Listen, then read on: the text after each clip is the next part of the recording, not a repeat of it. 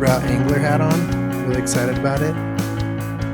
Oh, it literally says lowbrow angler. Yeah, lowbrow angler. It's Nice. you can kind of, well, you might not be able to see it. Maybe you can. See that Kingfisher skateboard over there? Mm-hmm. There's this tattoo artist, Drew Wilson, and he was on our hunting podcast. I do a hunting and fishing podcast called The Curious Hunter. And you like that I'm plugging I do. my own podcast on this podcast? It's good. Yeah. It's good. Well, we It's had classy. him on. He's really cool. He's a tattoo artist and he tattoos fish and he's like really into like fishing, but he started a skateboard company as well. So he made that and he made this hat and now I'm plugging him. So He tattoos pictures of fish, right? He doesn't No, I think he tattoo on actually fish. tattoos fish. he tattoos pictures of people on fish. Yeah. Oh wait, I got that backwards. Oh yeah, this sticker right here. You want to hear a really good question on that? That's How a does he get sticker. him to sit still? Yeah. Badump. I need to have a soundboard with like sound effects. Did you I think literally that just needs to rim happen. shot my joke? My really terrible joke? Yeah. Or no, I think Adrian needs to be the sound effect guy. I think that would be awesome. Well, keep anyone looking down who's here. getting I forget to tattooed look. out there just put some There we speed go. numb on it, and you're good to go. Yeah. When it comes to the tattoo, and you won't feel anything. At all? You don't feel anything at all? Pretty much no. But the fun thing is, well, quote unquote, the fun thing is you will notice when you've missed a spot.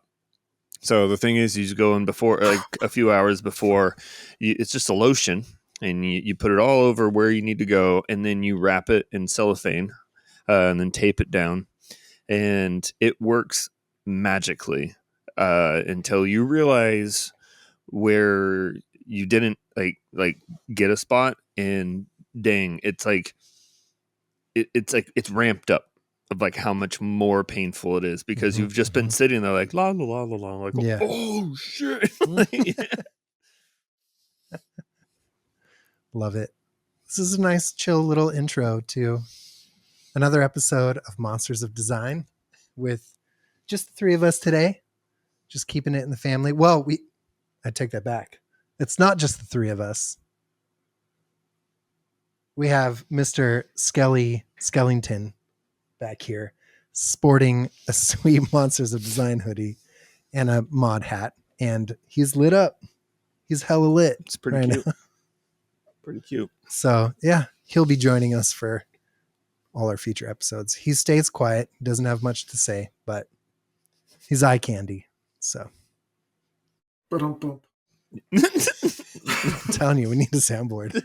Maybe I'll do it in post, and we'll test it. We'll do some user testing, and on the heels of our CX episode coming into speaking of the CX monster, so last episode, if you haven't heard it yet, is customer experience. We had Karen Piper, head of brand strategy from Code and Theory, and she was awesome. You guys have any reflections after that episode? Anything that stuck with you or you thought about? I enjoyed the episode. I thought I like the way she framed what she does in such an approachable way. Typically when I've dealt with strategists, it's always I feel like I'm in a college lecture. And I really like how just down to earth, Yeah. intelligent but rational, easy to understand. And I like the expanse of how she brings in other disciplines. And she just sort of talked about like how design might be in there, how engineering might be in there, how content, like I just thought it was a really inclusive way of thinking about her craft. And it was just refreshing. Yeah, I totally agree. Yeah. I think I've noticed that too. Like, at Code that tends to be like part of the practice there is not overcomplicating things. We're definitely very allergic to jargon and, just kind of, just making things more complicated than they need to be. I mean, we're human beings and there's no reason to speak in essay form. And if anything, that's using these AI tools, like it spits out that. So what do you do with it? It's great. It's great to kind of like, whether it's imagery or writing or code or whatever, it's going to spit out textbook, right? So then it's up to us to go, okay, what works? What feels human, real, usable, you know? So I think because we embrace the tools so much, I think we've quickly learned that the right way to move forward is to just make it feel real, normal, human. Well, the end consumer is still a person. Exactly. And I think we need, as a society, to come to grips whether this is a tool or an entity of some sort. And we are playing a little in-between game right now. It's kind of both. And so we want, you can't be both though, truthfully. Kinda. Like, you know, like we kind of want to play the game though of like, it's got a personality, it's got a name, but it's a tool, and we dehumanize it because for our own reasons. And we waffle a lot as a society. And we're at baby steps right now, and we'll need more rational thought. There's just so much money being thrown at a thing. That money does not equal rational thought often. It gets in the way. And so, I'm interested to see where we go in the next year on something like this. I wanted to talk about, I was just going to say, truthfully, speaking of going somewhere. Yes. You can't go somewhere if what? There's a gatekeeper. If there's a gatekeeper. Oh, that was such a good setup, and I like full on open net missed that one, didn't I? Absolutely I did. That was a sitter, and I missed it. You're fired. Okay, that's cool. I never got the job in the first place. You can't fire me. I quit. We all live in California. For those of us who are watching who aren't from California, I live in San Francisco Bay Area. Y'all live in Central Coast on Central, basically halfway down the coast. And I was vacationing there for my son's birthday. And so when you drive from San Francisco to San Luis Obispo, Central Coast area, you go through a lot of farmland. You go through some really beautiful cities, and places like Salinas and Soledad and Gonzales, through Paso Robles, a whole bunch of these places. And while we were driving, my wife and I were talking, and I think Figma config had just happened. And so it was on my brain of like our industry as designers and sort of like how we approach tooling and the inspiration and the good vibes that everyone's having after a conference like that. And I was thinking about like, how does someone who's not in the industry approach these things and look at these things? And so I imagined myself if I was living in Salinas, or if I was living in Soledad, or if I was living in a non-big city with lots of opportunities and technology abundant. But let's say I saw config online as a kid, and maybe I'm in high school, and I'm like, I want to do that. I want to do design. I'm interested. I want to be part of that community. And immediately realized when I was thinking about that there's a lot of gatekeeping that happens before then. It's not deliberate necessarily. And so I'm not pointing out human beings as gatekeepers. I'm pointing out the way all the hidden costs to doing a career, which are gatekeepers. So you have to have a computer, which aren't cheap. You have to have a home internet connection, which is also not cheap. You have to live in an area that has decent internet, by the way. So we have all these advantages of like remote work, right? So you don't have to live in the Bay Area. You don't have to live in Los Angeles or New York or big cities to do a job. But if you come from a background where those costs are prohibitive for you to get a job, that is where the problems lie. So if I live in a small town and maybe my parents aren't in tech at all, and internet or high-speed internet, we'll call it, in your house is a luxury, I may be able to find a job if I go to the local library, the school library, but can I take a meeting there? Can I have a full gig? So my wife started saying, well, work might give you a laptop. Right? That's good. There's a cost, but you have to have something to get the job in the first place and to interview.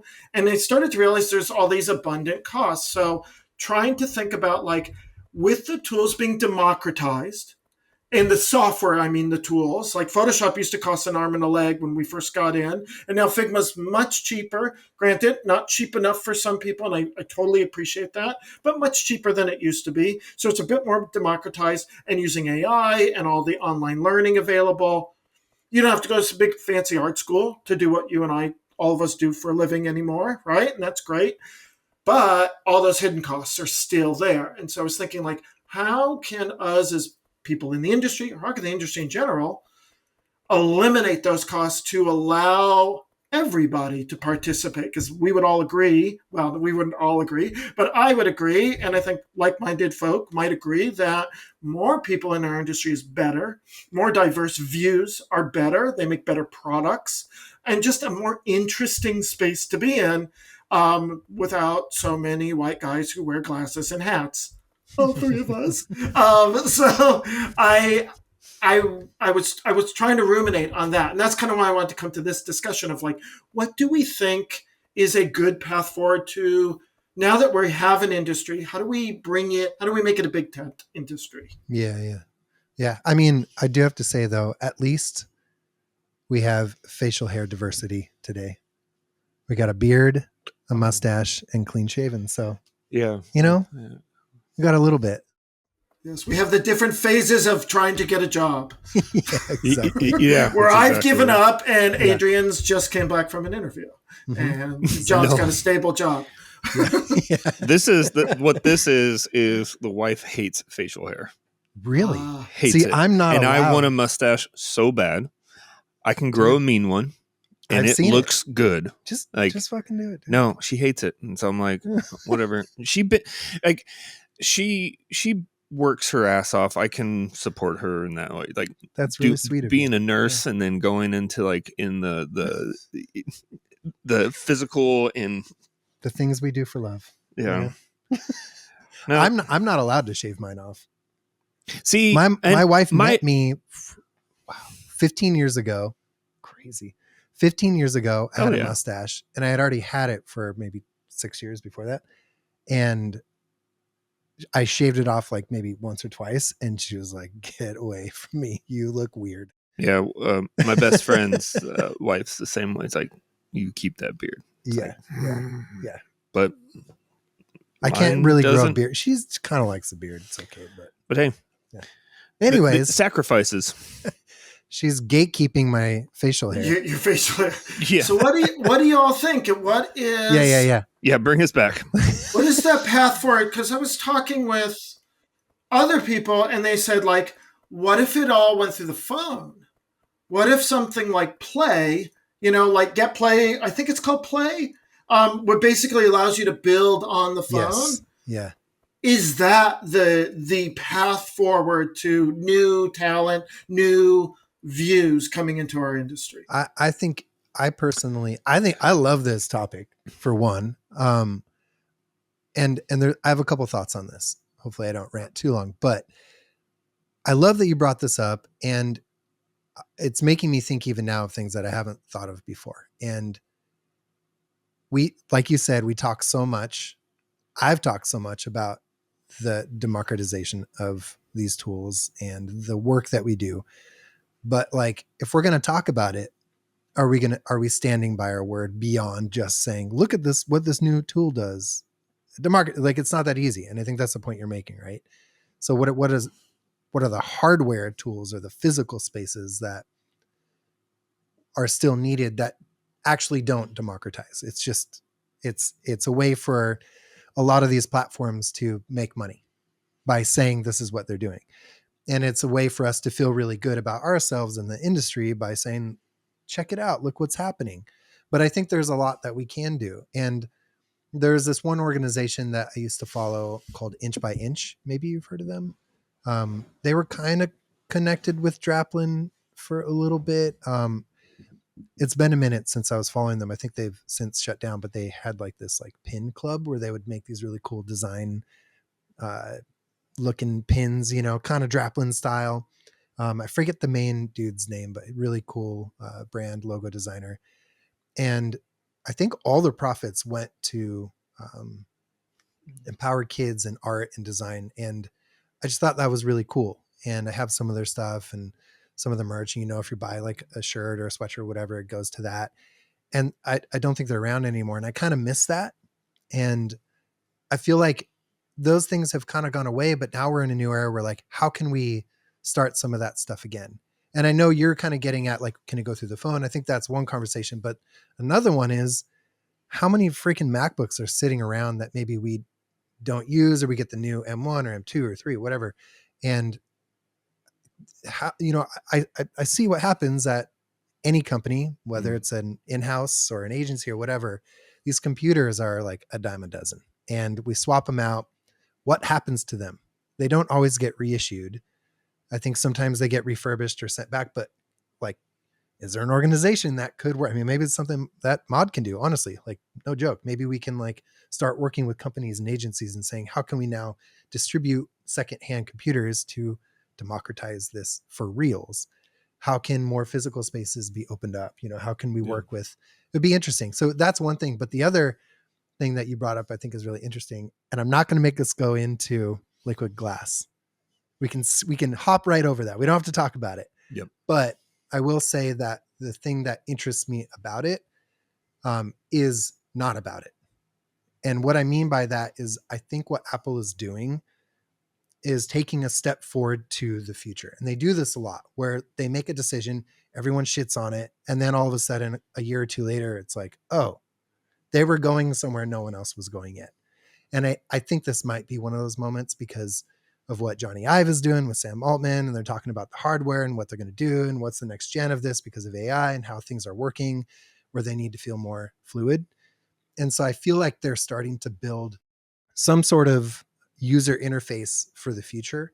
And I'm hoping, back to your point, this actually brings some of those tools off the computer more into our hands. So it's more about us, you know, either like directly interfacing with these tools as opposed to big screens, working on these giant multi-monitor big screens with big keyboards and all this stuff so that we can make something that lives here. Why not just work directly here because that's where it's going to live? You know what I mean?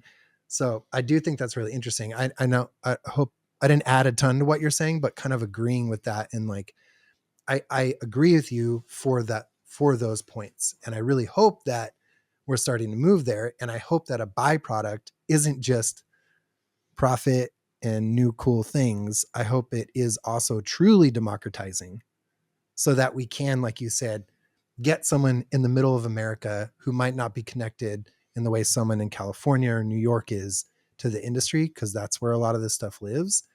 But it would be amazing just to see so many different voices all over the country, all over the world, start to contribute to what we're doing. And we've been seeing that, but I think there's a lot more we can do. So yeah, anyways, I was a little soapboxy, but it was so, no, they're good points. I don't have as much faith as you do in Apple to do that, because I think that play was more towards Vision OS and that, which are extremely expensive, by the way. Those are ultimate gatekeepers. That's not helping anyone outside of in the top of the top hub kind of scenario. But it was stark to me that, you know, it's only an hour south of where I live to drive through these towns. And like, I'm not knocking these towns in any shape or form.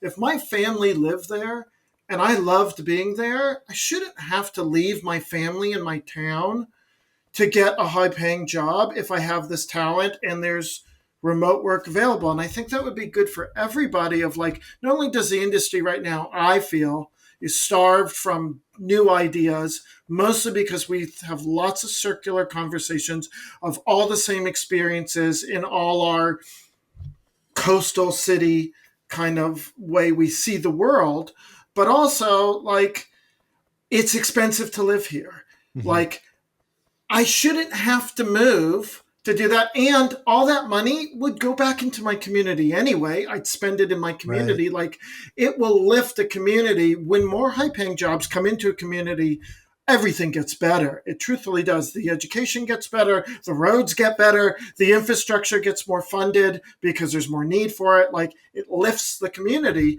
I'm not saying this one thing lifts the whole community, but it definitely helps, right? Like, for good reasons. If my parents live in Soledad, which they don't, but let's say they do, and Soledad's a gorgeous town, by the way, and I want to stay there because I want to be around my family, but I don't want to work a job that exists in solar. Maybe I don't want to work in a farm. Maybe I don't want to work in a construction area, or maybe I don't want to work in any of the towns that are local, the things that are local in that town. And I'd like to do something like work at Figma or Adobe or Microsoft or whatever. It's the first time in history I have that opportunity to do that and not have to move there. Mm-hmm. But the problem is I need to have a huge investment of cash in order to like just get myself started there. And I think this is less about education. Those are important, no doubt. And Google for Education, Apple for Education, I worked on both those projects, are very, very important. I think they do good work. And even the initial hardware, I think Chromebooks get shipped out to people all the times. I think Apple has a program like that as well. I think those are noble programs, and I really think they are good programs. But I think it's the hidden infrastructural costs that stop people in their tracks. What? I got to spend $100+ a month on an internet connection, and if I live in an area that doesn't have fiber or whatever, like I got to figure out some other thing, which is probably even more expensive. Do I have a dedicated space to have meetings in that regard? So like I would love to see more pop-up not WeWork, but like WeWork kind of spaces. Like I think that, to me, that signifies that we've evolved this industry to truly be more inclusive, even within our own country. Like this is, what I said, this is about an hour away from the Bay Area. And it's not like I'm going into the hills. I'm literally going down 101 along the coast in between LA and San Francisco. So like I shouldn't feel like I'm in the void of technology in that or current life. And because these hidden costs are so prevalent, like I want to figure out a way to be like, what if I didn't have to pay those costs? What if I was just my cell phone plan? What if the device I had was just the phone? What could I do with that phone? Could I take all my meetings on a phone, right? Can I use that beautiful camera on the iPhone and maybe a digital background to be like, I'm in my bedroom, and which looks terrible, but I can make it look like something more, right? Like I can be presentable and professional without having to spend an arm and a leg. Because I'm bothered the fact that you have to spend a lot of money to get a job. That bothers me because it really just benefits the people who already have money. It's I like internships, and I love that we have internships, but if we're being truthful, internships really only are for people who had money to afford college. What about the people who didn't go to college for this and they maybe want to do a second career? Is there an internship for them? Like those things started very noble. And I've worked with lots of interns, and I do appreciate interns and the internship program, but it is still a bit gatekeeping there too. Because what if I didn't go to college for this thing? Do I not deserve to be in this industry? Do I have to spend money on college to go get this job, or could it just be on my talents that I crafted myself? Like I feel like we have all these gates along the way that are from an age that doesn't exist anymore. And like when you travel to a job, when you would go to a school to train for that job, that world doesn't exist for what we do anymore. And I think we have to rethink who can be in this industry. And I think it should be more people, truthfully. Yeah. I almost wonder like if the answer lies somewhere in, digging, because we've all been doing this for a little while now. Jon for like way longer than us. Old man Delman over here. These are fake gray hairs, by the way. I just paint them on before the podcast, just so it gives me a little gravitas. I actually don't even know what gravitas means. I had to look that up. Of like, that sounds like a really intelligent word. Just for old men. Just for old men. Comes with a walking cane. Yeah, exactly. These are fake glasses. I actually have perfect vision. Exactly. What are some things that, I don't know, Adrian, if you have any thoughts of this, like, what are some things that, before this current time we're in, maybe, 10 years ago, I mean, we were at MindBody almost 10 years ago. It's crazy. Yeah. When we were getting started in our careers, where did we feel a sense of gatekeeping, and what did that look like then? And maybe what did we do what do we have to do to overcome that? Because there is a sense of figuring it out and being a little, because it's never going to be perfect. And there's a little bit of like being scrappy, but I think it was a little easier than maybe it is now because of that high entry, Yeah. So yeah, I curious, agree like, with that. But I think it's the same story. Like my first gig, I interned for a year and a half while I was going to college because it was paid internship, which was great, but interned a year and a half nonetheless, just to get that piece of paper to say like, oh, you've done everything, you've gone through it, so I'm actually now going to view you as someone that we could bring on because you've gone through the shit. But while I was going to uh I'll just name it, while I was going to Cal Poly, they were trying to introduce tables, and even at that time, this is 2011, 2010, using tables to build out websites was archaic. So now what's upsetting is back in the day there was this this gate you had to go through in order to prove that you could do the job that the individual wants you to do, but you're being misinformed, so by the time you get the job you have to relearn. And so then what was that that bill for? I'm still paying my my college tuition. I'm yeah, like, I'm that's still interesting. paying that off. Yeah. And I didn't learn anything from that. And the stuff that I did learn, I mean, there are some like something like I learned a lot about typography and layout and whatnot, and that has helped tremendously, especially when you go into web design. And Framer and like Framer specifically has helped, like like help shaped a little bit more and make it like a little bit more freely design a website that looks good.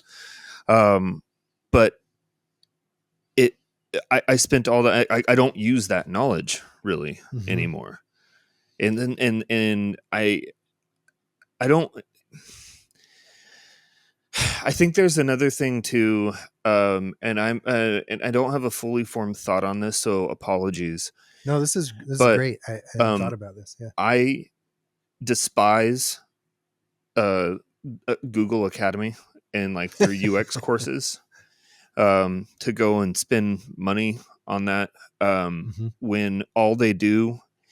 I've been a hiring manager many times, and when you get the same exact portfolio, Yeah. resume, and projects, you're not setting the individual up for success. What you're doing is you are setting up that individual to maybe talk the talk for a little bit, but then not really have any applicable talent to like actually apply that to a real problem that the company is going through. And when you see that over and over and over and over, you get depressed. And it's like, we're not doing a service. All we're doing is taking the money. Yeah. Well, two things. One, I didn't really go to college. Dropped out very early on. Good man. But I don't know if you're a good man, but it took me a little longer to kind of like find my footing in my career, partially because I was like moving back and forth between like design and video and all that kind of stuff. I mean, you are a good man. What I meant, okay. Sorry, but I think that's a really good point. I think now, like Jon, you said, like you don't really have to kind of go to school for this career anymore, for a lot of things anymore, because we can learn so much online. So our gatekeeping, to a certain extent, kind of looked like college. That was sort of gatekeeping. It took me a little bit to get a decent job because I didn't have a degree. And then once that like caught on, I think I had put so much experience in that it was easier for me to start getting jobs. But it took a little bit. There was a lot of gatekeeping when I was like 19, 20, like trying to get a design job. People were like, well, you don't have a degree. I'm like, yeah, but I've like made like multiple websites and I have a portfolio, Another thing that you said, talking about looking at these sort of cookie cutter portfolios and resumes, there is something to be said about gatekeeping being important in another way. It's not good in some ways, but we should, I think, and this is where the slay tame love of the monster kind of comes in. There's something about these monsters that affect us in a negative way, but when we get to understand them, maybe there's some nuance there that is actually important to understand.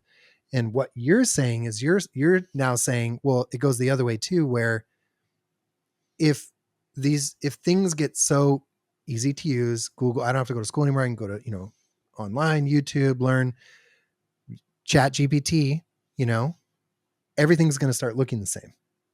And we need to do a little gatekeeping to say, no, you need to figure out how to make this yours, make this unique, make it original, true to who you are, express yourself. This is an expressive career. No matter how technical it gets, there's still a sense of expression because it's ultimately for humans, et cetera, et cetera.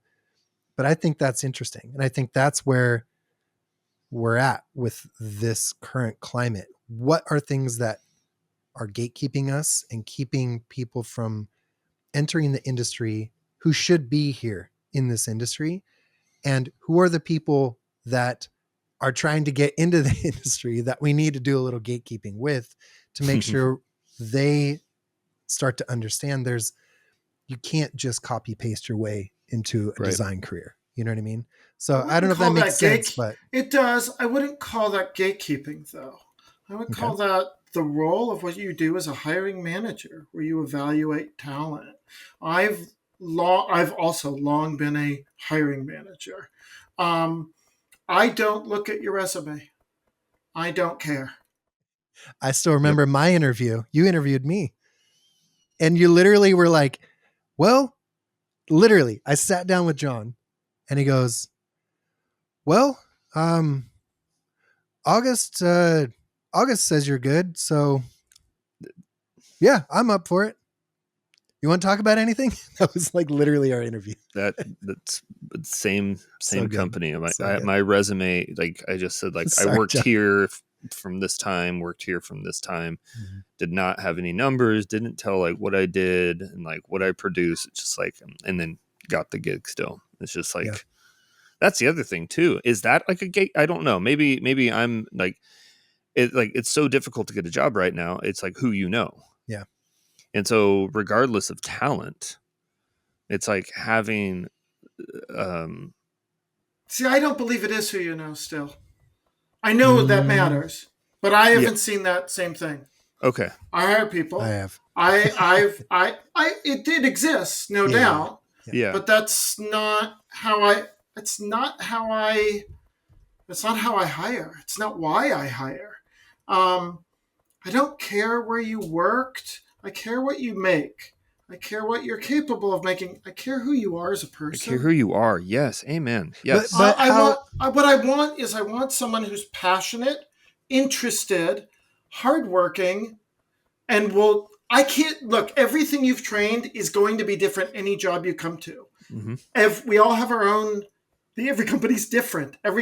There's good things and bad things, and show me your process. We had that conversation. There's no such thing as a process. It's like the first thing I throw out the window. It's like, let's get to the end result. We all have a process and we all have a different way of doing it. I care about the outcomes. So I don't look at the resume because it's unfair to that individual of like, oh, great, you took a job once and then you're now dogged with that job. Like, that seems unfair to me. Maybe you're way more talented than your first job. And that like, it shouldn't follow you along of like, oh, so-and-so first job out of school was at Apple or something. And then they get elevated. So I don't really care about your resume. I do care about your portfolio, because your portfolio to me says, what would I do? Who am I as a person, and what am I capable of doing? I can make it as beautiful or as non-beautiful. I can make up projects. I can do experimentations and explorations. So I judge you on your portfolio because it is the purest sense of who you are and what you are capable of doing. I don't want to know the numbers because you don't actually control those either. Great, you made a great product that nobody ever used. That's not your fault. Maybe it's the marketing team's fault. Maybe it's the company's there. Maybe it just wasn't fit for market. It doesn't make you not a good designer or a good engineer or a good writer or whatever. I care about like, who are you? What are you interested in? How do you work with other people? I also have I don't want to say it's selfish, but it's quasi-selfish.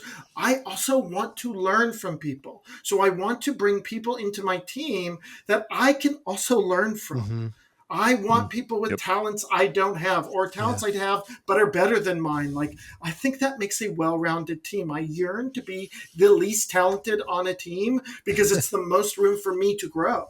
And so what I want to do is I want to hire a team of rock stars, not just because the work is great, because I'm going to get better too. And that's really important to me, not only as a manager, but also as just a human being and a creator. So when I hire, I want to judge you on what you should be judged on, which is your actual talents. I kind of try and black out the name in the resume. I don't want to have some dumb bias of like, you remind me of someone I went to high school with that I got a bad vibe, or whatever the creeping vibe says. Oh, you live in a town and I have some view of people who live in this city. Like, it's terrible. We're all human and we have it.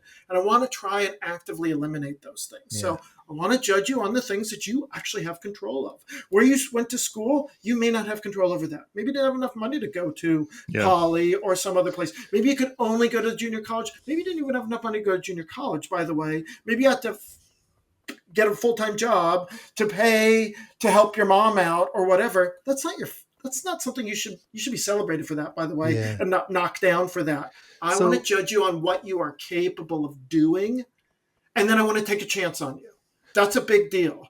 So why I hired you, Jon, why I hired you, Adrian, was I saw something interesting in both of you. I saw a talent and a passion and something we could mold into something better and someone I wanted to work around. Yeah. Like, I think the job as a hiring manager isn't to just like, I hire you and you're good and to go. Like, that's when the work starts, actually, of like, now I need to manage you.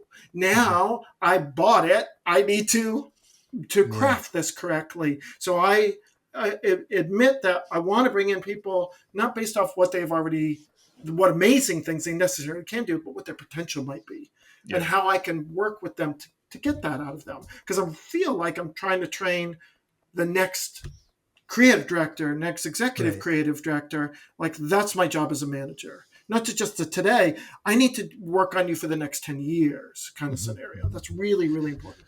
Yeah. So then why I was saying, I've seen it be, who for a few reasons. And I would love to dig into that because I think this is a good conversation, especially at the current times. One, all the jobs I've gotten have been because it's someone I know, for the exception of like one. Like August got me in the door. So it's not, I wouldn't say it's why I got the job. It's why I got in the door. It's why I got an interview. And I talk to so many people these days who I see my friends all the time, like so many layoffs happening, right? So you're always seeing the open to work, like it's all the time, go in and out. It's like a freaking stoplight, green, red, green, red. And I talk to those people and they'll tell me that they apply to, 100 jobs in a month, not get a single callback. And the only one they get a callback on is a recommendation or someone they know, which you're like, yeah, sure. But it's making me wonder that if we've almost democratized the application process to a point where it just gets flooded. I was speaking to another friend the other day who's a CFO at a company, and he was trying to hire some people.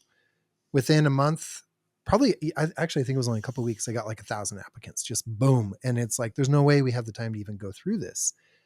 So I don't know what the solution is, but it's, speaking of these themes of democratizing things, maybe not for the better. It's so much easier to apply, which means it's so much harder to get in the door. So sometimes you just have to know someone. So I don't know. I don't know what we do with that, but that's currently where I see things existing in the job market. And with so much turnover, it's nuts out there. I can't imagine. It must be so stressful. Half of the jobs I gotten were also because I knew people, but the other half were people I didn't know people. I applied. Yes, you can say it was a different era, and your career builds upon itself. It does matter. I can't say that other people don't look at resumes. They do. My heart goes out to HR folk and recruiters and the like. They are overwhelmed and they have a very difficult job. the tools that are at hand for them to use, which they typically don't get to choose, are terrible. Stuff like Workday can be very terrible. Some of the other recruiting software is using algorithms and has its own biases, and I get that. As a hiring manager, when I hear, oh, I had 1,000 things, there's no way I can go through that. There are two ways you can actually help solve that. The first is have a hiring period, and then you lock it down in that regard. So you have like a week or 2 weeks of a hiring period, and then you take the job down and you evaluate. And then if you don't find someone, you go again. And second, and I'm not trying to be mean or anything, I think that if you take on the responsibility of wanting to grow your team, you take on the responsibility of going through those resumes, of going through that work. I understand it's a lot of stuff and your job doesn't go away, but it is your job still, and it is your responsibility. And I get that 1,000 is a lot. It absolutely is.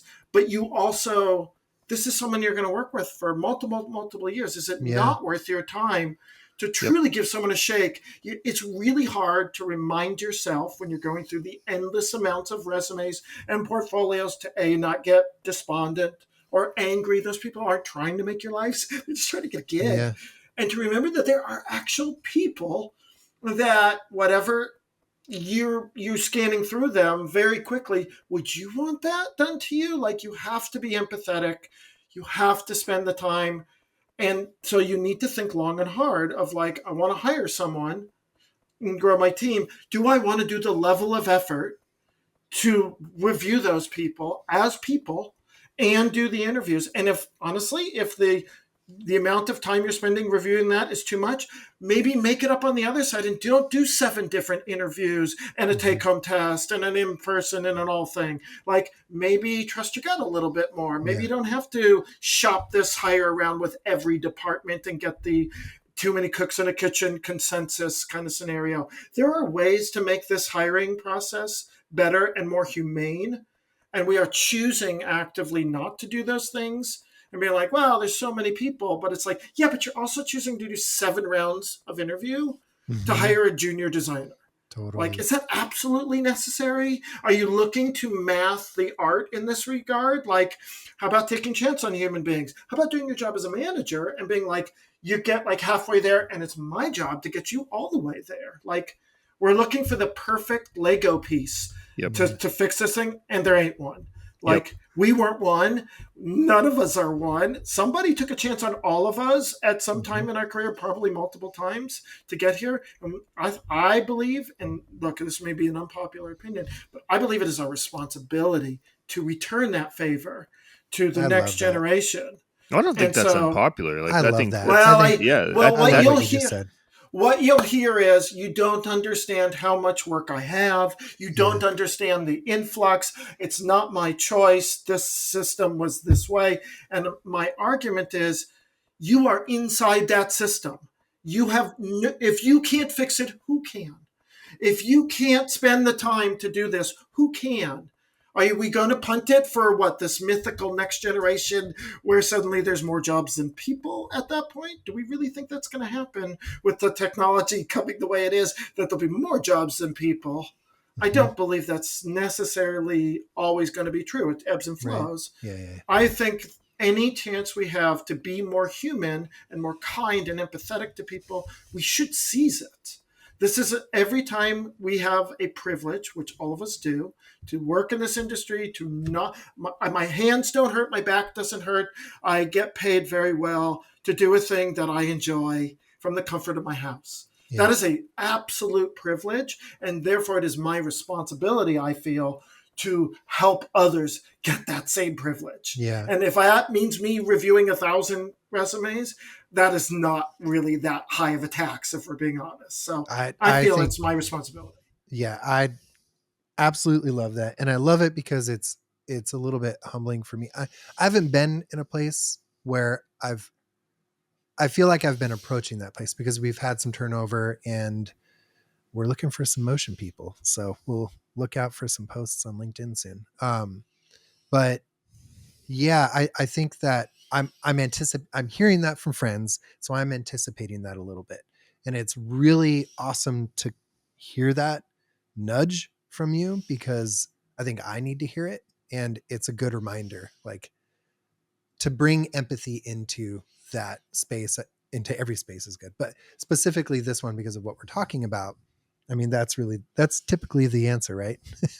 A dose of empathy goes so far in whatever work you're doing and whatever task you're doing within that job. And I think especially now, when a lot of people are feeling looked over, it's not necessarily because of maybe the tool, like you're saying, it's maybe because we've lost a little bit of empathy in that hiring process. And I feel like I have, in some ways, not that I've withheld empathy from people, but I think my perspective going into a new hiring period, I haven't even thought of that. And that I'm stoked to bring that into it. I'm stoked right now, even just kind of reliving, like, us having an interview almost 10 years ago, probably exactly 10 years ago. That was cool, man. Like, I was so excited to join that team, at MindBody. And it was really cool to see this like in-house agency being formed. And I had never worked at an agency. My career was mostly freelance and odd design jobs. And I was learning video on my own, like figuring it out. And I had an okay portfolio and I had freelance for MindBody, but you definitely took a chance on me. And that started my career. Did I though? I mean, was I wrong? I don't know. What do you do today, Jon? Are you not a creative director? I am a creative at director, an agency, but I that's might have the been thing. right. Could I have not been right in that regard? Well, I'm just saying, much of a chance there. That was, this Yes. wasn't Vegas. Like, you clearly had something that I saw, it wasn't like oh man, if only this nugget out of nowhere was going to be a diamond. Like, you clearly already had all the talents. Well, maybe it's not so much a chance, but you gave me an opportunity, and I had not fully proven myself yet, but you saw something, and we ended up building a video department.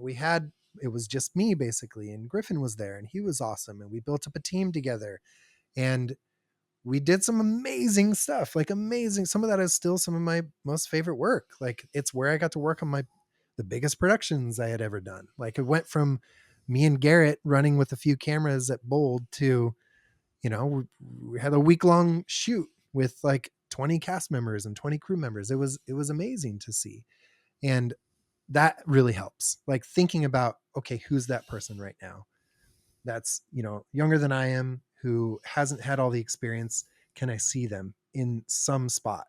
And I don't know, I'm just excited. I'm excited to kind of bring that into like this new hiring phase we're about to enter into. So maybe what I'm most concerned about is hiring managers more than anything else. I need it all to be spelled out for me. I need it to be a certainty. And I think it misses all the important points. So first off, I was told a long time ago by a very smart person who was once my CEO. He's no longer with us, but he's a wonderful person. And he said, this is a relationship business. And I think about it all the time. This is a relationship business. And if you want to start a relationship, that's mutual. Mm-hmm. And that requires that you interview me as much as I interview you. So when I do mentorships, I used to do more. I do, but I still do them. And I get that same question of like, how should I set my portfolio up? Like, how can I get a job, basically?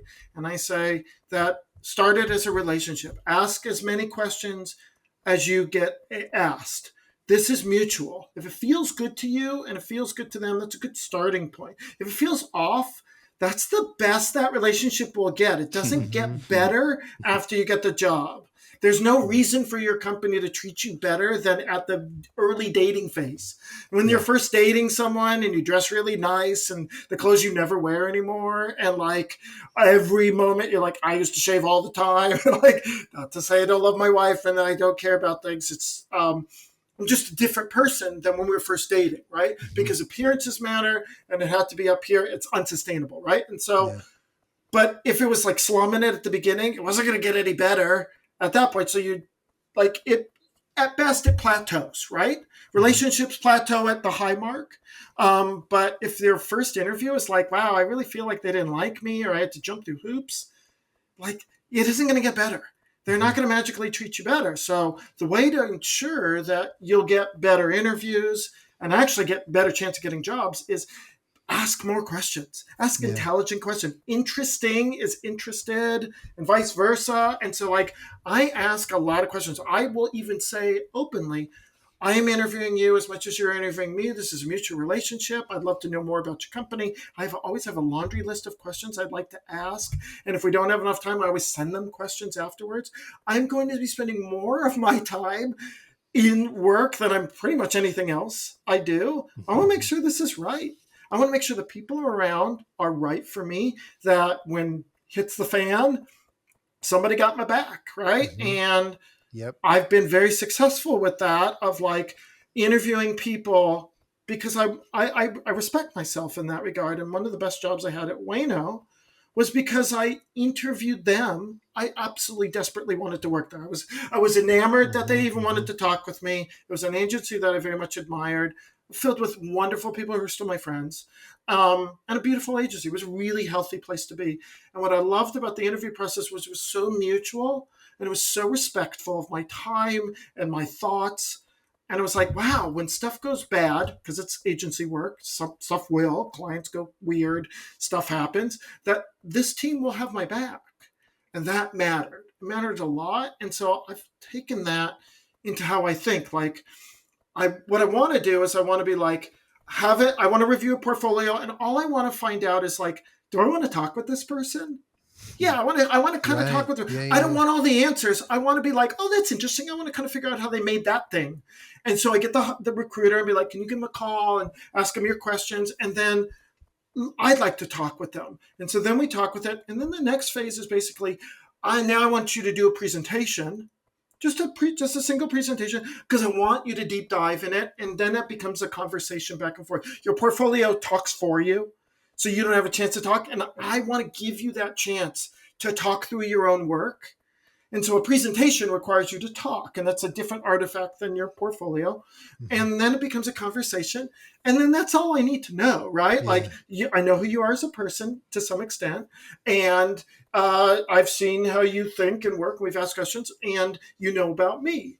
And then that should be enough. If I need more than that, then I'm clearly not doing my job properly. Yeah. Right? Like, if I need you to be so perfect and answer all the questions and basically check all the boxes, I don't want a team member. I want a robot. I don't know how to hire. I don't trust my own decisions. You shouldn't work here is really what I'm saying, right? At that point. So like, I feel like my job as a hiring manager is to convince you to work here. Like, I'm interviewing for you. You're interviewing for the company, but I'm interviewing for your love. And so like, I need to be honest with you and tell you, write these things. And like, I need to be respectful of you in order to earn your respect. And I feel like it's truthfully mutual. And that's, I think, how I get great employees. And I am very proud of the teams I've built, y'all and others that we know. Like, they're wonderful people, and they should get all the credit for being wonderful people. But I feel like we've all come together because I've had some honest hiring practices that put people before numbers or process or whatever. I know I'm in the minority, and I will go to my grave doing this thing because it feels right. It feels human. And I feel like this world requires more humans today, not less. Yep. Yeah, totally. No, I'm right there with you. I feel like I've created a couple of teams where it's just, I want to make sure that not only are they like interested in the work, but that they'll like meld with the team, so that not only can I help and build them, but then they can actually build off of one another. And then you can sit back and watch your team just like, it's I don't know how to really to describe it. It's just really fascinating to watch where they just meld, and like someone might be working on a project using a different technology while the other one's doing something else. And like, I'm fully aware of what they're doing. So like, one's in 3D animation and the other one is just like doing wireframes. And then you can see them just have those conversations. And then as like, almost like you could see how they just connect off of one another.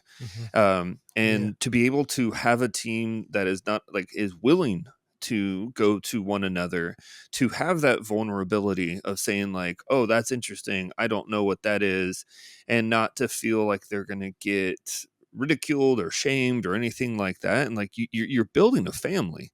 And John, like, I'm going to be at work more times than I'm going to be with my family. Like and we all are. And so we need to be able to communicate in that way and feed and build off of one another. And it goes beyond the resume. To me, it goes beyond the portfolio. I need to know who you are. And like, I want to understand how you're going to kind of not only work for the company, but connect with the people around you. Because I think we all can be, now I don't want to be too like whatever, but we all can be motivators. We can always be a something that someone looks up to, regardless of how small or large an action or anything that we take. And I feel like we can be our best selves when we can just fucking be ourselves, and there's no real judgment there. I know that was a little bit of a tangent, but like I was kind of like feeding off of what John was saying there. Like, it's like, I don't really give a shit about your resume. I don't care about the numbers either. I care about your passion.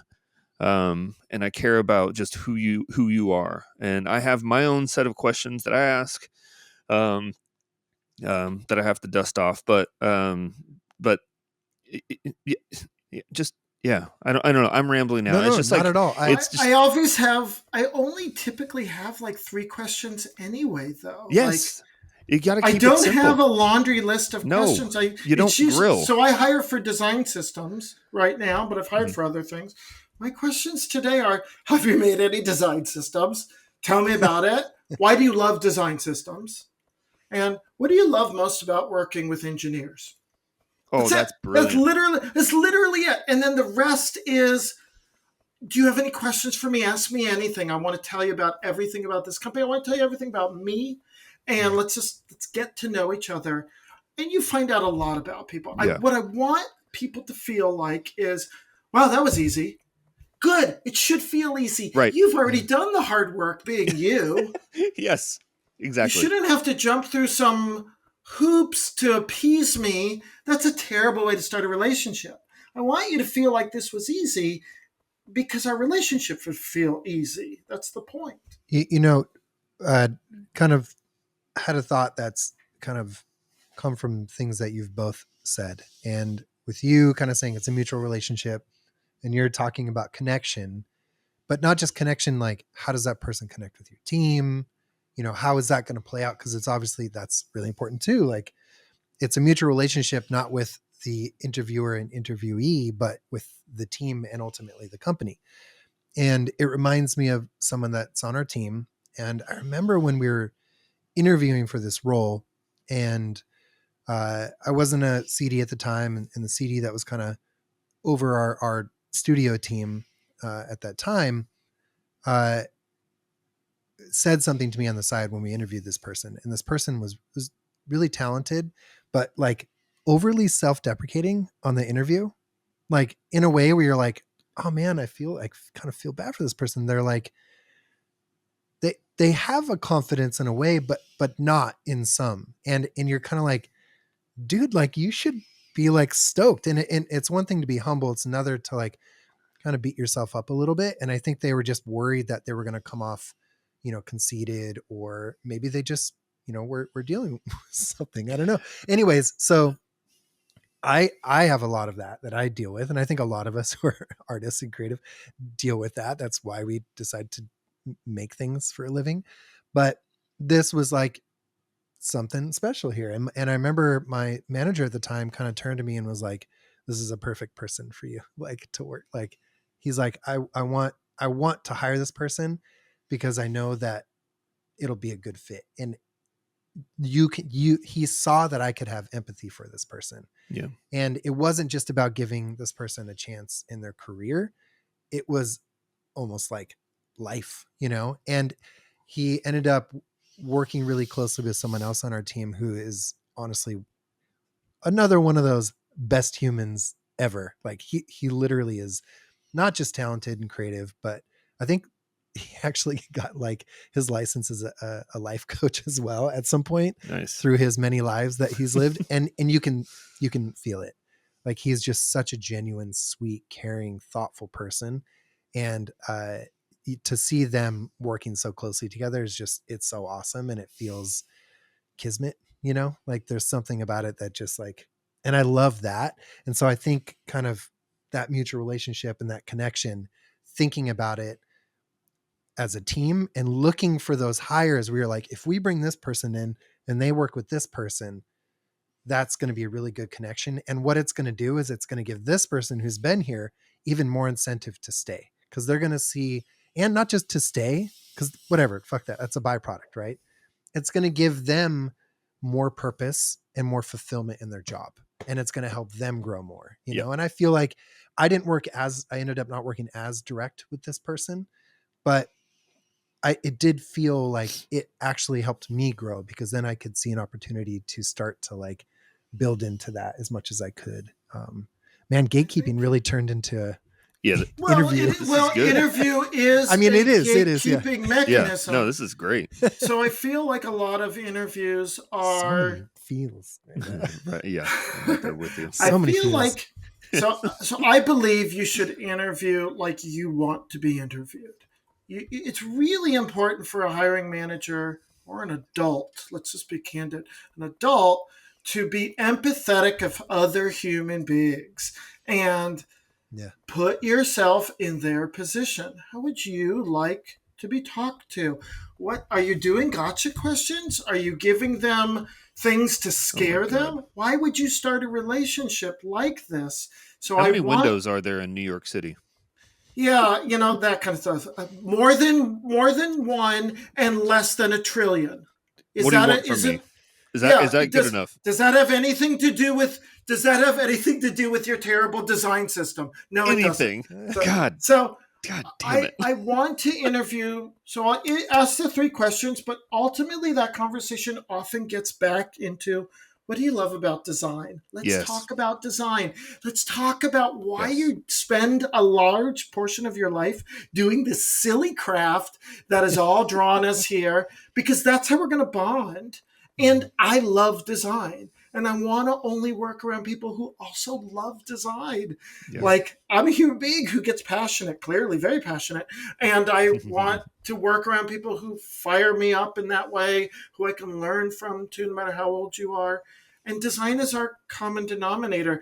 But if I'm just asking you questions for some sort of like power structure or to appease some other thing, or I make you go talk with people who have no interest in design, and they got to ask you like, tell me about a scenario where it was an uncomfortable situation and how did you get up? It's like, does that really matter? Or are we really going to be like, this person is my responsibility and I am the last word on whether they get this job because they are my responsibility. Mm-hmm. So if I'm going to say yes, I need to accept that whatever I didn't do the homework on or whatever leaps of faith I took, I own those things. So I take it seriously. I don't need it to be perfect. I don't want perfect to be the enemy of good. I think a lot of hiring managers do. That's why they ask you to do all those hoops. They want to be like absolutely certain. And unfortunately, I think that's a sign of the times of like, we believe that data trumps instinct and intelligence and innovation. And I'm glad that we're probably starting to come back around to these things. Yeah. But unfortunately, I think we're only coming around to them through fear. It's a motivator, but we're fearful that, oh my God, we looked at the landscape and everything's bland. Oh my God, we looked at the landscape and everything is controlled by robots and not people. And that scares us. Yeah. And so we make this comment, people will never be outmoded, right? People in craft and taste are important. These are all true, but they didn't come from a genuine space 2 or 3 years ago when we were all excited about, hey, can I hyper generate this artwork through a computer with no work or struggle at all. We were totally cool with Midjourney and all that stuff doing that for us. And now we're like, whoa, wait a minute. That's not right. All the fun stuff and all the stuff that's human, we're not doing that anymore. And so like, I think the only way out of this is to hire actual people, is to actually hire people who are truly passionate and will use these things as tools, will use these things to communicate to other people to make things better. I think designers are unique in that world, and that they see problems everywhere and they are masters of communicating to other people. Like that is how design works. Mhm. It's art plus communication. Right. But if you just make it data, it's no longer design. And I think that we're coming around to that, but it can't get back to like computers are bad and humans are only good. It has to get back to, how about humans treat other humans better? How about we stop making humans act like computers and start to like look at them and go, wow, I love that you wrote your resume as poetry. Right. How cool is that? Or you did some obscure job somewhere that has literally nothing to do with this industry, but that's really cool that you ran a hardware shop. Well, guess what? You ran a hardware shop. That means you understand how to organize things. That means you're a system thinker. Yeah. And that's interesting to me. Wow, Yeah. you might be a really good design system designer. And do you know how to fix a toilet? There you go. Nope, I don't. Hammer, Halfway down the sledgehammer? aisle No, I six, you'll think find a that, plunger. phone call to a plumber. I think it's also, with all these new tools and stuff that we're talking a lot about and pushing on. We actually just finished kind of a short film for a film fest. I don't want to say too much because we haven't,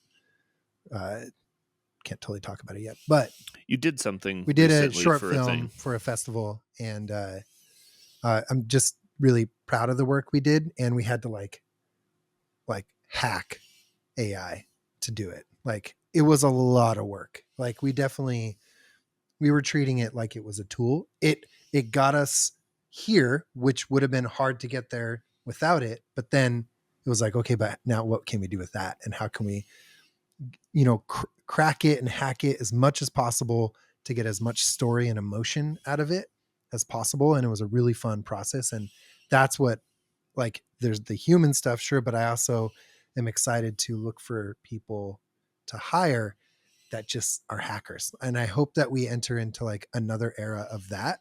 Not that that has like ever really gone away, but I think as tools start to get a little bit, they start to do things for us a little bit, we can start to get a little bit lazy.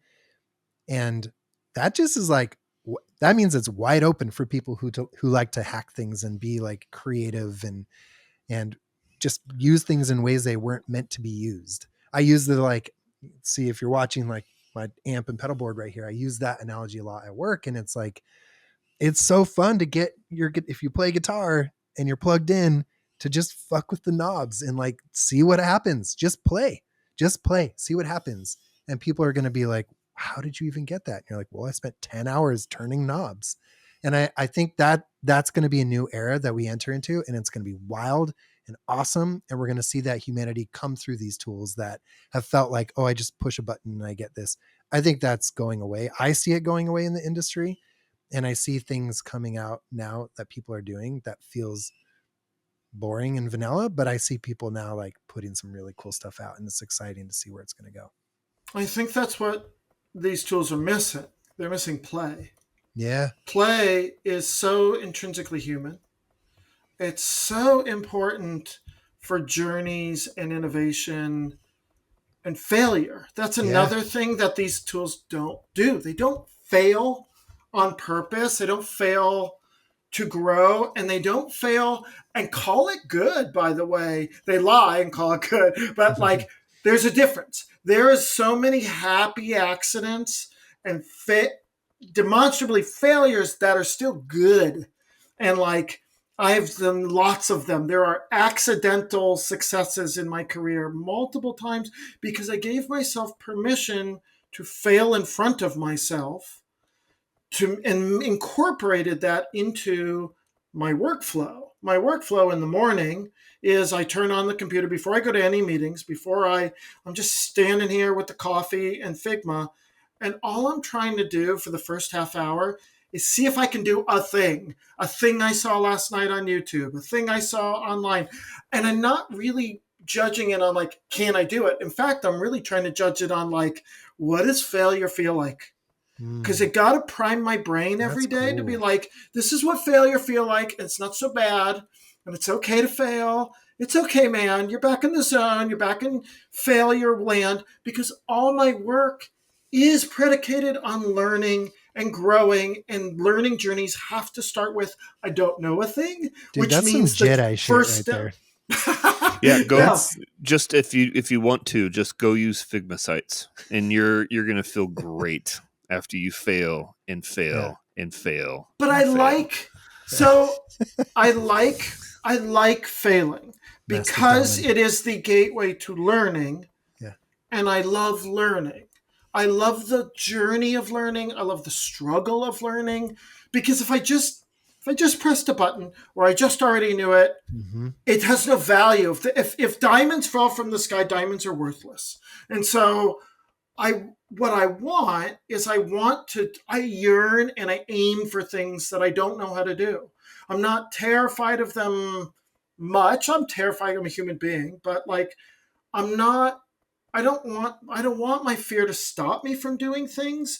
And I know that I'd rather my fear be in my rear view mirror than in front of me. And the only way to do that is to go right through it. Right. And so what I want to do with all these news, and all these tools are terrifying, right? MCP came out and this and that. And like, I'm talking with Joey Banks the other night, who's fearless on a lot of things. Now he would tell you he's not, right? But like, he is still fearless in the way that he. We got to get him on the show. Let's do I'll that. talk to him. He doesn't like Adrian. I'm just kidding. Oh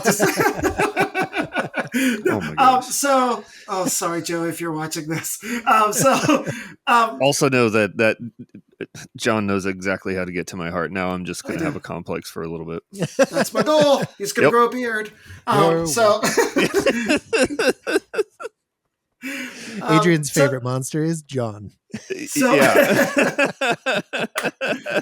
So what I love about the way that Joey works is he sees a thing that he doesn't know, and his first thought is, oh, that's interesting. I wonder what if.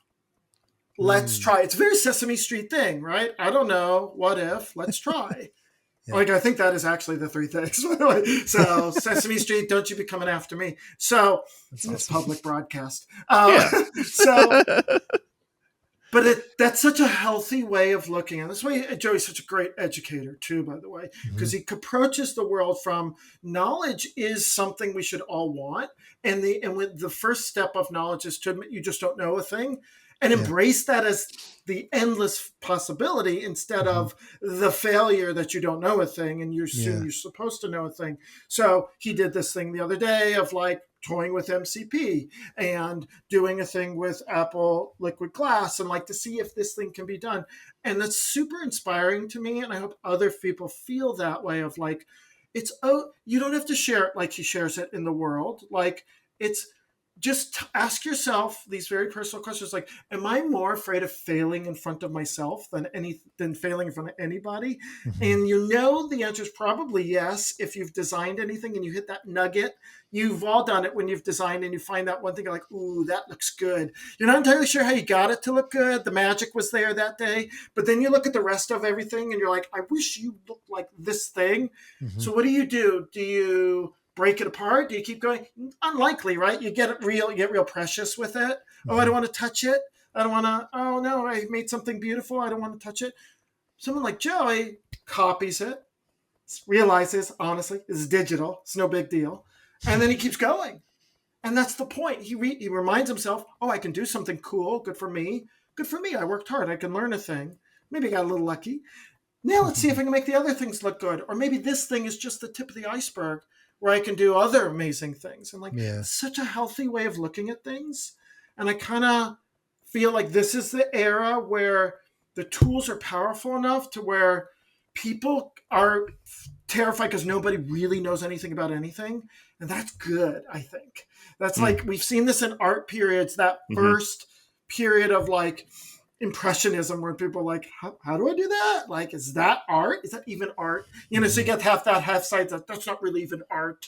And then the other side's like, this is the highest art ever. And then the rest of people going like, how would I even do that if I did that? And that moment is interesting because it rewards the brave. Fortune favors the brave. And if I didn't believe, I wouldn't have got it tattooed on my chest. So Nice. And so I feel like if we can leave the gatekeeping conversation with Mhm. a note, it would be that people need to embrace those failures, because those failures are actually going to be the most important thing coming Mhm. forward. And if we could get more people coming in who are less highly trained, we'll call them flawed to some extent, of like they didn't get So the humans? education.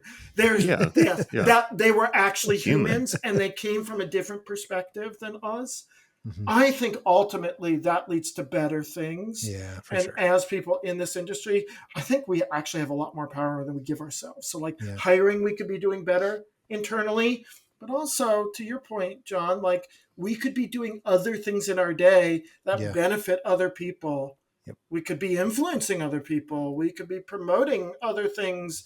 We could be looking for the candidate that fell through the cracks. We could stop looking whether Yeah. you went to college or not. You know, we can challenge the status quo on a lot of these things. Yeah. We can be a bit rebellious. Well, speaking of fear and Adrian's favorite monster being you, Jon Delman, Oh, Um, yes. what other monsters are we currently afraid of or stoked on at the moment? You guys thought about that at all, or what comes at the top? John's nodding, so why don't you go first? Yeah, take it away. So I think a lot about monsters. I do. They show up in all the literature, and I listen to I listen to books. I don't read a lot of books. I listen to those books. Whether you believe that's actually reading or not, they don't really care. I am digesting literature. Yes. That's all that matters. And through that journey, I encounter a lot of different monsters. And my wife just finished reading or listening to all the Harry Potter books. And what struck me was how much, who the real monsters are in that are the adults. Yes. The adults who subject kids to a school of bullying and death and terror with Yes. zero thoughts Never thought about about that. okay, that sorting hat, by the way, is probably the biggest villain of all of them. Oh, yeah, because look- that sorting hat is determining your future so flippantly, by the way. And I feel so. We watched the first film. And I'll be honest, I would tell you Dumbledore So in the good. first one is the biggest villain of all of them. He literally starts the term with, don't go into the forest, and if you don't want to die, don't go up to the bathroom on the 3rd floor. Have a great life. And it's literally how he starts. Those kids are like 11. They're 11 years old. Tell me that guy isn't a monster in that regard. So. I think I mean, come on, it's been out for so long. HBO's doing. I think the only good person there was Snape, which I thought was pretty amazing towards the end. That's the Spoiler alert. It's Jeez. the only good person. Dude. That's I didn't finish the books yet. Damn it! You know what's funny? You're watching the movies and like Alan Rickman's amazing, right? And he shows Yes. up, Snape, good. but all I could think about is like, did he just show up to class from did he just come from a Cure concert or something? Did he? Totally. Yeah, Yeah, exactly. What the heck? He looks like Trent Reznor was hired Yes. as he just looks as like the Trent Reznor. teacher. Yeah, And that's you're it. like- That's it. The Oh, guy man. comes in with like a permanent scowl, and you're like, oh, that guy must be evil. But yeah, you find out through the book. So like, that dude was bullied. Like, so the culture of Harry Potter is so toxic. Of like, it's so toxic. And Yes. it bothers me so much because these kids are like, my son is 8. So toxic. And so you can't help but be like, what would I do as a parent? I'll tell you this. I absolutely would tell my son some of the craziness that goes on there. Like, they don't even tell that one kid, like, hey, run headlong at that brick wall. You'll go through it. They don't tell him that. They're just kind of like, let's see if the stupid see what red kid runs into a brick wall. And you're like, what? Why do the parents hate the children so much? It's so You know true. why? Like, you because hate. they want them to experience failure. Oh, You know? I guess. If But, failure like, is getting attacked by a troll or the tree Hey. that you planted in Hey. front of the thing that kills children, that Mhm. tree kills children. Mhm. By the way, there's a Mhm. werewolf running around. Don't mind that. Oh, by the way, the worst thing that ever existed tried to kill you, Small. Tried to kill baby, by the way. Voldemort tried to kill the baby. And they're like, let's give it to these awful people. Mhm. This baby just survived an attack. Let's yada The yada bigger that. the challenge, the bigger the reward. oh my you God. know? My wife and I Terrible. just went through I want to talk about this so much right now. Like, like Draco Malfoy is actually not that bad. His father, the It's villain, terrible. Yeah, Lucius, was a horrible, like, what do you expect if Yeah. you're like, that's how you're raised? Yeah. Like, you're gonna be that. But the We're guy's just heart, lucky. We're just lucky that the Sorting Hat didn't be like, because Harry's like, not Slytherin, anything but Slytherin. And the Sorting Hat didn't go, nope, Slytherin. Like, if that kid goes to Slytherin, this is a one movie book, right? He ends up being the next Voldemort. End of story. Roll credits. I mean, one thing though, can we talk about the arc for Longbottom? I mean, that's some serious. Oh, Oh, that kid. Okay, that's the crazy thing too. That guy rules. yeah, Neville, right? That kid Yeah. should have died like 5 times though. His That parents, story arc was he are epic. like, is that horticulture? No. Is that what he was in? yeah, Like- and then out of nowhere, Yeah. he like wakes up in a daze during the battle and just full on chops the snake in half. Yeah, exactly. Where did that There's kid a- come from? What the hell was this?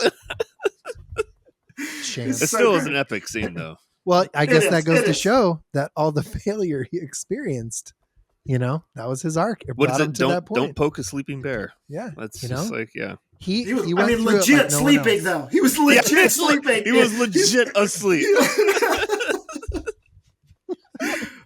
Oh, it's great. The other one that we've been watching is Doctor Who. And I'll be honest, like, they're trying to reinvent monsters and characters. And I know lots of people like the new Doctor Who. And I like the actor. And I like where they're taking the character. And there's some really interesting episodes. But a lot of them feel like they're just regurgitating the same thing and kind of being a little bit, and then turn it up to 11 kind of thing. And like, Spinal Tap reference. You're welcome. So what I think fear of monsters is such a simple equation, truthfully. It's like, what is the thing that you wish would not happen to you and you can't figure out a way out? If it's like you yada, yada, yada, and magic guy comes in, not scary anymore. But if it's like you can't blink, or this thing comes and gets you, and you are not physically capable of not blinking, there's your fear. Your fear isn't that the thing gets you. It's the fear is that thing's getting you, and you can't stop it. Yeah. That's what's scary to people. And like Yeah. when they like Star Trek Deus Ex Machina a thing, like the fear goes away. It's got to be like a thing like your host or you're lucky. Basically, is the better fear factor, I think. Yeah. Okay, Adrian, what's your monster? Yeah. John. I can talk a little bit more about it though, but it is the notion of failure, but it goes a little bit beyond that. We all have to deal with failure. That's just what life is. That's how we learned how to walk. That's how we learned how to run. That's how we learned how to do anything and everything. Like, we've fallen on our faces multiple times. But as I've gotten older, like the fear of failure actually becomes this impediment that I can't actually even take that first step anymore. Because if I do take that first step, I know that it might not be, the like, if it'll be stable or, like what's going to happen next, whatever. And so to your point earlier, John, of like, spending 30 minutes a day when you wake up and just exploring and embracing failure. It's like, I don't really give a shit. Like, if it doesn't work, it doesn't work. It's not going to go into production. I'm like a little too analytical in my brain to where I'm about like I'm like 14 steps ahead of what I'm actually doing currently, and so I'm like I stutter. I can't allow myself to take a step back or multiple steps back in order to take that first step, if that makes sense. And so it's just like I guess the monster is just maybe it's over analyzing, and so it's not a failure because I haven't failed yet if I haven't done anything.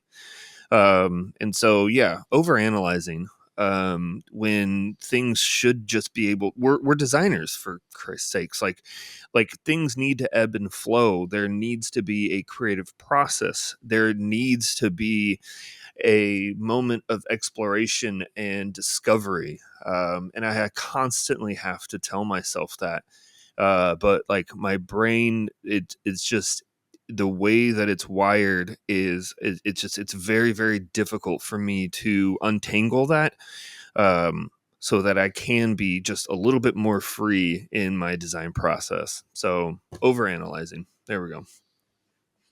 I have to give props to my dad for just, when I was a little kid, just saying this very simple phrase. And he's like, what's the worst that could happen? That's it. Yeah. That's all I say to myself. Oh, what's the worst that could happen? I would not do it right. Okay, cool. Right. Okay. There you go. Cool. I have my own sandbox, right? I have my own Figma file which nobody else sees. So I'm never going to share any of this stuff with anybody anyway. I have one of those too. Yep. Same. And so I sit in there and I'm like, hey, I'll try this thing. I never finish any of them, by the way. That's not the point, though. It's a sketch. It's basically a sketchbook. It's a sketchbook. It's not for sharing. It's for exploring. It's for... Honestly, some days all it is reminding me is like, this work is hard. Yeah. This work is hard. This work takes time, and that you can't just rush it, and that you need to be thoughtful. A thing that I'll do in 6 months from now, I'm probably thinking about today. Mm-hmm. And I don't realize I'm thinking about it today. I'm thinking about how something might work, or I'll be on a run and thinking about it. And like, the end result is a culmination of all these little micro moments where I gave myself permission to have a free-form idea with no ties attached, and I can toss it or keep it with no harm. And that sandbox and that failure space in the morning is that, really. It's really sometimes me just staring at the screen for a second and going, hey, I wonder what would happen if I started only doing things like I made sure I started auto layout first, which I think is a dumb idea. But like, right. What would that constraint feel like? Yeah. And I'll do it. I'm like, whoa, this constraint feels terrible. It's like, okay, how do I get out of this? And how do I manipulate this? And like at the end, I'm like, okay, reminder, never do that. You know, like, don't ever do that in your stuff. Cool. That's a healthy reminder to me. And like, those moments are interesting. And like, I think you see a lot of jazz musicians do a lot of that too, of like, what would it feel like if I just made my instrument out of tune today? What would that feel like? You know, what might I come up with today? Right. So jazz. Like, that's what jazz is, right? Yeah. or the guy from White Stripes. What if I was just far enough away from the microphone and the next instrument that like I could almost make it, but not make it in time for the set? Like, how far can I go before this doesn't work? And like, those boundaries are fascinating to me of like, how could I make a component with one element? Just one element. How far can I go with this? He talks about that too. Like, there's the, I think it might get loud. She hates him for it, by the way. She hates him for doing that because he moves her stuff too. And she's like, it's not just that, but like his like mentality that it could get loud. He talks about it. Yeah, I think he talks about, and he talks about this in a lot of different, forums. I can't find the word right now. Anyways, media. Yeah. But yeah, it talks about like playing a cheap guitar and how you have to like make it sound good. And is that the one where he starts by literally making a guitar out of trash? Like a Coke bottle and trash. Yeah, totally. And it sounds fucking cool. Does he have like a midget version? Does he have a small child dressed like him that he pulls out of the trunk? Am I correct in that? I'm sorry. He's a small child. Yeah, much better. It's his kid. Better. Yeah. He's and fun fact, he starts playing oh shoot, I totally forgot his name. What is it? That jazz musician? Because I was super into him when I met my Sunhouse. He plays a Sunhouse song, and that got me into Sunhouse. And then it got me into the blues. And then this is really not that interesting, but my first date with my wife was a blues club Well, because I was super into boring. No. Anyways, let's move on. Somehow My you're going to favorite throw your monster- mustache into there. My favorite monster is that story I just told. There, but no, to that point though of like, And Ben Affleck's performance in The Accountant too. Go on. oh, okay.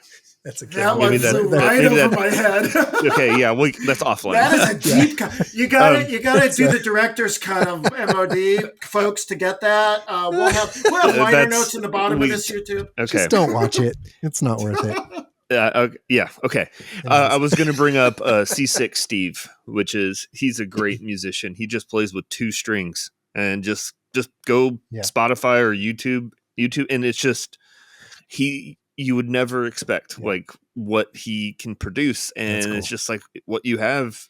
I don't know where I'm going with this. I know the point is you work with what you have, and you don't let creativity or the potential of failing keep you behind. Like he has 2 strings on a guitar. 2. It's like I'm gonna go create albums and I'm gonna go tour. Mm-hmm.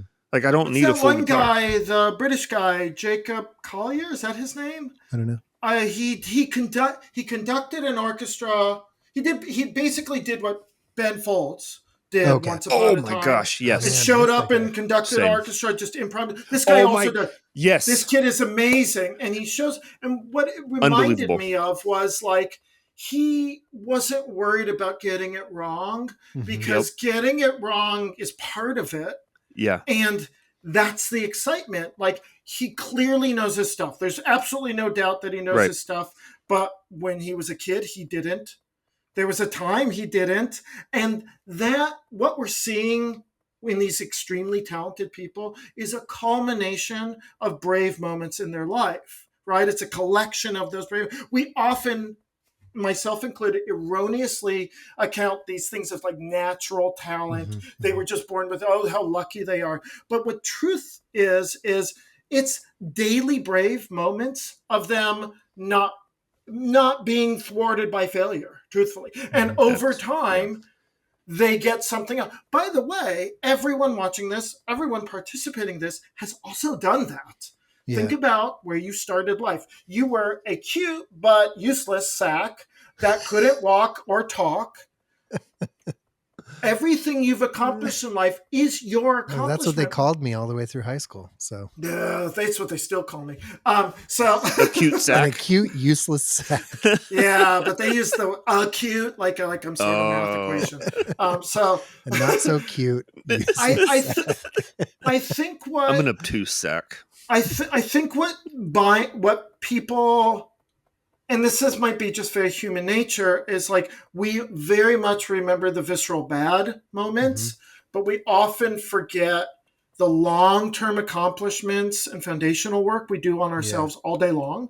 Yeah. And we never look back and be like, I'm freaking awesome at that. I did that really well. Like there's a lot of things that I could honestly look back in my life and be like, hell yeah, I taught myself how to do this career. Hell yeah, I work hard to be a decent runner. Like all these things. Yeah, I choose not to because it feels weird to compliment yourself. It feels non-humble. But like it is important too to remind yourself of like, I accomplished a lot of things on my own without anybody asking me to. And I should give myself the credit. If I'm going to knock myself for my failures, I damn well should probably also give myself credit for the positives. And I should use those positives to remember that once upon a time they were once failures. Yeah, like that's failures. So easy to forget. It's like the evolution of a failure to become a success. It's like the life cycle of a failure, right? And so like, but all we do is want to harp on like, I don't know a thing. Yep. As if like I will never know a thing. It's like. Really? Do we honestly believe you will never know a thing? Do you think this skill that you think you can do is beyond you as a human being? Like, really? It isn't. You just don't like the feeling at the beginning when you don't know a thing. Yeah. And I feel that. I'm trying to learn Dutch, right? And like, this first month, wow, you stink at that. Wow, it's terrible. You don't know anything. But guess what? I know a month's more than I did the first month, right? Like now I'm at like 110 days into this thing. I know 110 days more than I did at the beginning.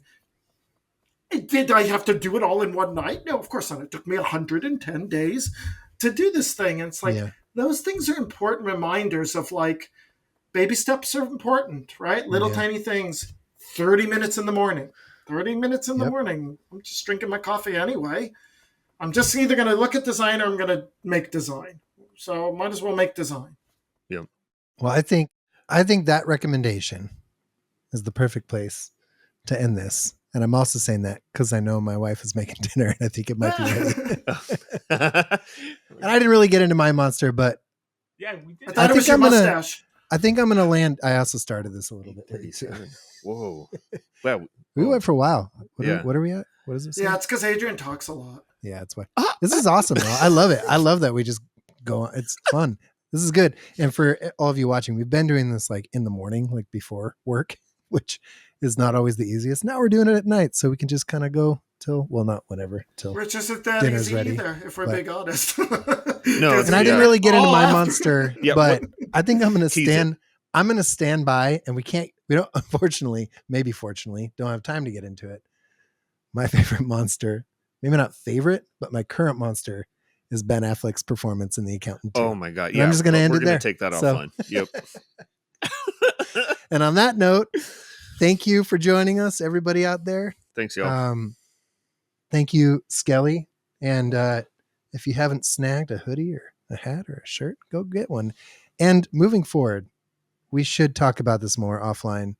And I'm saying it online because I hope people get excited about the fact that we are going to start thinking about things like a laptop program or something that helps not just democratize design through the actual tools, but the hardware and the spaces. I want to dig into that. I want to see how monsters of design can create some things that actually work towards that.